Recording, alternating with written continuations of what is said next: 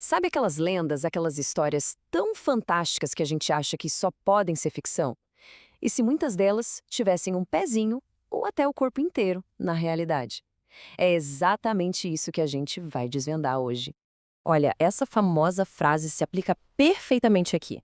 A ideia é que até a imaginação mais fértil precisa de uma sementinha do mundo real para brotar. Então, e se aquelas histórias de antigamente forem só a verdade, mas sabe como é? Transformada pelo tempo? Então, bora lá! Vamos mergulhar de cabeça e desenterrar as verdades surpreendentes por trás de algumas das lendas mais famosas que existem no mundo. E para começar, vamos falar daquelas criaturas que tiravam o sono de qualquer um. Os monstros aterrorizantes que, por séculos, assombraram marinheiros e aventureiros. Olha só o caso do Kraken. A lenda fala de um demônio marinho que puxava navios inteiros para o fundo do mar. Mas a realidade? Não. A realidade é a lula gigante, um bicho de verdade com até 14 metros e um detalhe. Os tentáculos são cheios de dentes afiados. Imagina só estar em alto mar e dar de cara com uma coisa dessas. Não é de se espantar que tenha virado lenda, né? E os dragões? Essa é genial. A origem é uma mistura de duas coisas reais. Primeiro, o fogo. Não era fogo de verdade, mas a mordida do dragão de Komodo que causa uma infecção terrível, fatal. Devia arder como fogo, com certeza. E a segunda parte? Os ossos. O pessoal na Idade Média encontrava fósseis de dinossauros e, claro, pensava que eram restos de bestas gigantes. Junta a mordida de fogo com ossos de monstros e pronto, temos um dragão. E quem não conhece os lobos gigantes, tipos de Game of Thrones? Pois é, eles existiram. Eram lobos pré-históricos de verdade, bem maiores e mais fortes que os que a gente conhece hoje. Eles acabaram sendo extintos, mas a imagem desse predador superpoderoso sobreviveu na ficção, virando esse símbolo de força selvagem. E o padrão se repete. Na Coreia, tem a lenda do Imugi, uma serpente gigante que vive na água por milênios até virar um dragão. A inspiração do mundo real? A anaconda. Uma cobra gigante, aquática, a conexão é super clara. Agora vamos sair um pouco do mundo animal e entrar no mundo de povos lendários. Pois é, nem sempre as lendas são sobre monstros. Às vezes, elas falam de povos inteiros, de pessoas com culturas e habilidades extraordinárias. A gente ouve falar das Amazonas, né? Uma nação inteira só de mulheres guerreiras. A grande questão é, será que isso era só uma história que os gregos inventaram? Ou será que existe alguma prova de que elas realmente existiram? E a resposta é: sim, a prova existe. Arqueólogos encontraram túmulos citas cheios de esqueletos femininos. E não eram mulheres comuns. Os ossos mostravam marcas de batalha, ferimentos de combate.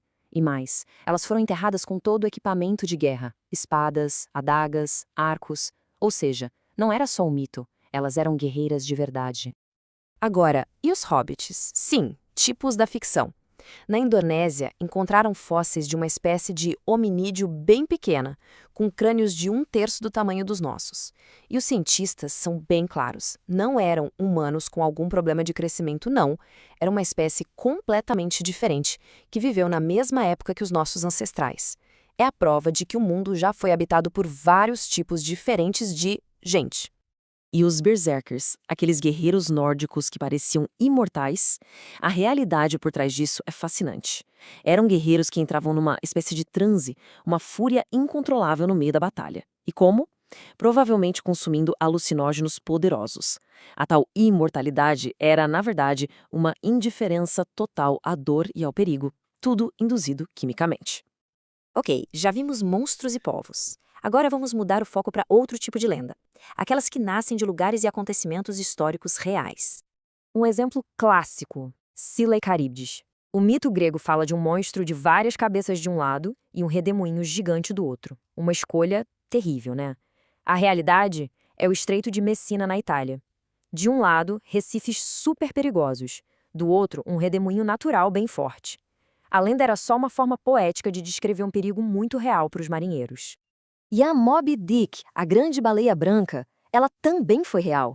O nome dela era Mocha Dick, uma baleia albina de verdade, famosa por atacar navios baleeiros. E o Capitão Ahab também foi inspirado no Capitão Pollard, que de fato perdeu 2 navios para essa baleia. A história real é tão dramática quanto a ficção, só que o capitão de verdade terminou a vida trabalhando como vigia noturno. A realidade às vezes é menos poética. E a Torre de Babel? Aquela história bíblica foi inspirada num templo gigante que existiu de verdade na Babilônia. O que aconteceu com ele? Alexandre o Grande destruiu a torre. Ele até tinha planos de reconstruir, mas morreu antes. Depois dele, outros tentaram, mas só conseguiram estragar ainda mais as ruínas. E essa história de fracasso atrás de fracasso, de falta de cooperação, acabou se transformando na lenda que a gente conhece hoje. Então, depois de ver tudo isso, o que a gente pode tirar de lição? O que todos esses mitos com pé na realidade nos dizem? É que os mitos não são exatamente mentiras. Eles são como ecos da verdade, um reflexo da nossa história, dos nossos medos, da nossa necessidade de encontrar uma explicação para o mundo. São as histórias que a gente cria para conseguir entender eventos e criaturas tão incríveis que a palavra fato parecia pequena demais. E isso nos deixa com a pergunta no ar, né? Que mistérios do nosso tempo, do mundo moderno, vão acabar se tornando os grandes mitos do futuro? Porque essa exploração toda mostra uma coisa: a linha que separa a história da lenda é bem tênue, e ela continua sendo escrita todos os dias.